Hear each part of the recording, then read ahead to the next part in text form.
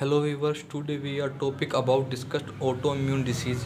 तो गाइस, आज हम पढ़ते हैं कि ऑटो इम्यून डिसीज़ क्या होती है और ये कितने टाइप की होती है।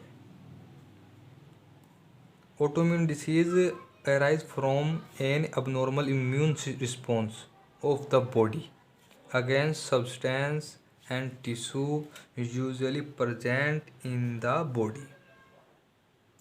यहाँ पर ये बताया है जो ऑटोइम्यून डिसीज अराइज होती है फ्रॉम एन अबनॉर्मल इम्यून, जो अबनॉर्मल इम्यून होता है, अबनॉर्मल इम्यून रिस्पॉन्स उसके थ्रू होती है ऑफ द बॉडी के against substance and tissue usually present in the body.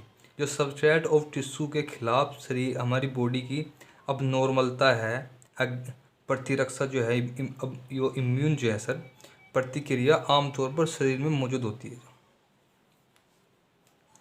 Autoimmune disease affects up to 50 million Americans, according to the American Autoimmune Related Disease Association AARD। में बताया गया है कि जो ऑटोइम्यून डिसीज से अफेक्ट हुए हैं up to 50 million Americans, according to the American autoimmune related disease association AARDA। इसके according autoimmune disease develops when your immune system defends your body against disease, decides your healthy cell or forager।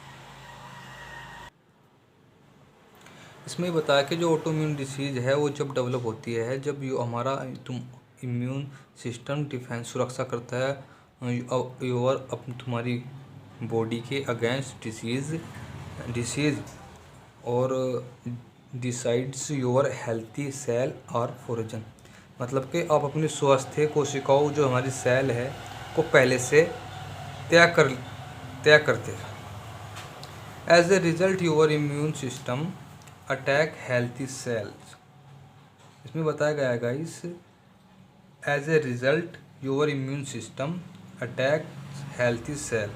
परिणाम स्वरूप आपका जो प्रतिरक्षा प्रणाली बोलते हैं, इसको इम्यून सिस्टम बोलते हैं, और स्वस्थ कोशिकाओं पर हमला करती है, मतलब अटैक करता है हेल्थी सेल पर। जैसे रिजल्ट ये है इसका, हमारा इम्यून सिस्टम अटैक करेगा हेल्थी सेल पर, जो हमारी हेल्थी सेल है उस पर अटैक करेगा। It can also cause abnormal organ. It can ये हो सकती है अबनॉर्मल ऑर्गन से। It can also cause abnormal organ growth. ये कर सकती है अबनॉर्मल ऑर्गन की ग्रोथ एंड चेंज कर सकती है इन ऑर्गन फंक्शन, और ऑर्गन के जो हमारे अंग है, ऑर्गन है, उनके फंक्शन को चेंज कर सकती है। The following are some of the more common autoimmune disease. तो गाइस यहाँ पर कुछ ऑटोइम्यून डिसीज दी गई है जिनके नाम देख लेते हैं, उसके बाद हम इनका वर्क देखेंगे कि इनका वर्क क्या है। फर्स्ट है माइस्थेनिया ग्रेविस। ये माइस्थेनिया ग्रेविस है। र्यूमेटोड आर्थराइटिस है। र्यूमेटोड आर्थराइटिस। परनीशियस एनीमिया है। हशीमोटोस डिसीज है। हशीमोटो डिसीज। एडिसन डिसीज है। Edison disease. ग्रेविस डिसीज है। ये ग्रेविस डिसीज है। और लास्ट है मल्टीपल स्क्लेरोसिस।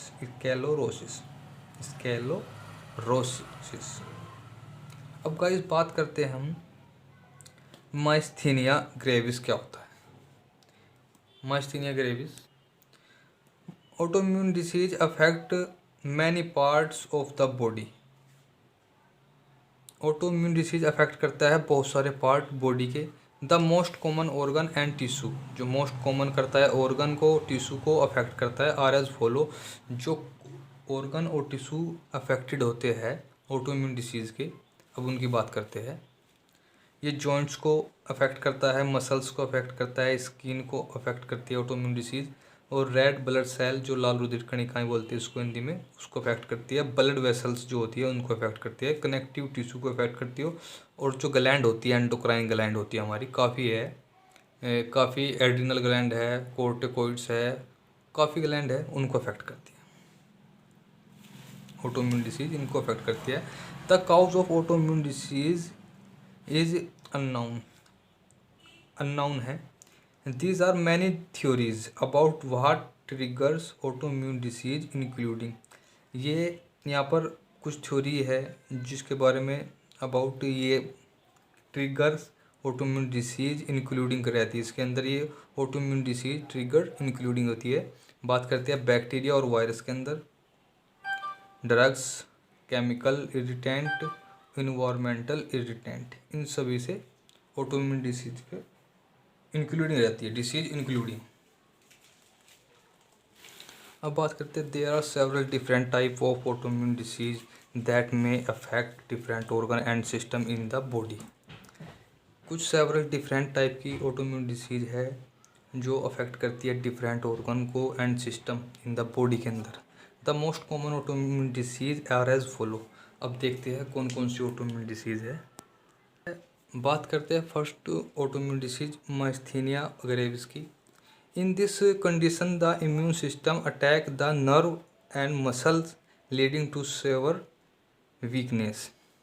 माइस्थीनिया ग्रेविस जब हो जाती है ऑटोइम्यून डिसीज तो इस कंडीशन में क्या होगा कि इम्यून सिस्टम पर अटैक करेंगी और ये नर्व एंड मसल्स पर अटैक करती है, लीडिंग टू सेवर्स वीकनेस, और गंभीर मतलब कमजोरी वीकनेस हो जाती है। सेकंड है मल्टीपल स्क्लेरोसिस। मल्टीपल स्क्लेरोसिस में क्या होता है, this is an autoimmune disease that affect the brain and nerves. ये जो डिसीज होती है मल्टीपल, ये अफेक्ट करती है ब्रेन को और नर्व्स को। The autoimmune cells cause damage the myelin sheath the normally act as the protect covering that surrounds nerve cell. ये क्या करती है ऑटोइम्यून सेल्स काउज होती है damage the myelin damage sheath that normally act करती है as the protective और cover करती है दैट सराउंड्स नर्व सेल को, उसको कवर कर लेती है। अब बात करते हैं नंबर थर्ड की बात करते हैं rheumatoid arthritis. This is an autoimmune disorder affecting the tissue in the joint. यह ऑटोइम्यून डिसऑर्डर है जो अफेक्ट करेगा टिश्यू इन द जॉइंट, जो हमारे जॉइंट है उनके अंदर टिश्यू को अफेक्ट करेगा। It lead to severe damage of cartilage in the joint, और ये गंभीर रूप से डैमेज कर देता है कार्टिलेज इन द जॉइंट के अंदर जो कार्टिलेज है उसको, लीडिंग टू इन्फ्लामेशन और स्वेलिंग के लिए, ये स्वेलिंग के लिए है, जो मतलब स्वेलिंग करता है, सूजन करता है। Other organ such as lungs, pericardium and sclera of the eyes में आल्सो बी अफेक्ट, और ये अफेक्ट करता है लंग्स को, प्रिकार्डियम को and sclera of the eyes, आँखों के स्क्लेरिया को, में आल्सो बी अफेक्ट, इन सबको ये अफेक्ट करता है, इन सबको ये ऑटोइम्यून डिसीज अफेक्ट करती है। अब बात करते हैं number 4। It is an autoimmune disease of the thyroid. ये है ऑटोइम्यून डिसीज है थायराइड ग्लैंड के, that leads to an over active thyroid gland. जो हमारी थायराइड ग्लैंड है ये ऑटोइम्यून डिसीज उसको ग्लैंड को लीड करती है। अब नंबर 5 की बात करते हैं पर्सीनियस एनीमिया क्या होता है। Pernicious anaemia is a decrease in a red blood cell. यो डिक्रीज करता है, घटाते हैं हमारी जो लाल रुधिर कणिकाएं होती है रेड ब्लड सेल्स को, that occur when the intestine can not properly absorb vitamin B12। जब हमारी इंटेस्टाइन जो हमारी आंतें हैं वो प्रॉपरली एब्जॉर्ब नहीं कर पाती विटामिन B12 को, तो ये है pernicious anaemia, red blood cell को डिक्रीज करता है। The term pernicious means deadly and was used before the availability of treatment. The disease was after fatal. जानलेवा। इसमें ये बताया गया ये जो टर्म है पर्नीशियस मीन्स डेडली, ये वाज यूज्ड की गई थी, यूज जो की गई थी वाज बिफोर, पहले, availability of the treatment the disease was often fatal. जानलेवा होने से पहले डिसीज ट्रीटमेंट किया जाता है डिसीज का, किया गया था जानलेवा ऑफ्टन, जानलेवा होने से पहले। Often photon. हैशिमोटोज थायरोडिटिस की बात करते हैं। हैशिमोटो थायरोडिटिस क्या है? It is most commonly autoimmune disease है and also called Hashimoto disease. In Hashimoto's the immune system attack the thyroid, और ये इम्यून सिस्टम पर अटैक करती है थायरॉयड के। This can lead to the hypothyroids, a condition in which the thyroid does not make enough hormones for the body needs। और यह lead करती है हाइपोथायरॉइड्स, ए कंडीशन जिसमें thyroid not make enough hormone, जिसमें thyroid hormone को make नहीं कर पाती, नहीं बनाती है, for the body needs, body की according to body needs, body की ज़रूरत के हिसाब से बॉडी की ज़रूरत नहीं बना पाती है। This in lead to the hypothyroids, a condition in which the thyroid does not make enough hormones for the body needs. अब बात करते हैं guys last number 7, Addison's disease क्या होती है? It is a autoimmune disease in which the adrenal gland do not produce enough steroid hormone.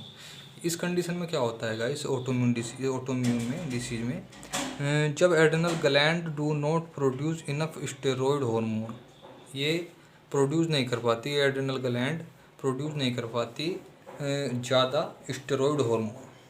इस condition में Edison disease में it is named after hormone, it is named after Thomas Edison. It is named after Thomas Edison, a graduate of the University of Edinburgh Medical School, who first described the condition in 1855। इसको जो describe किया था first condition में, उनका name है Thomas Edison, एक graduate of the university of Edinburgh medical school, who जब first describe किया condition in 1855। So guys this is all about auto immune disease.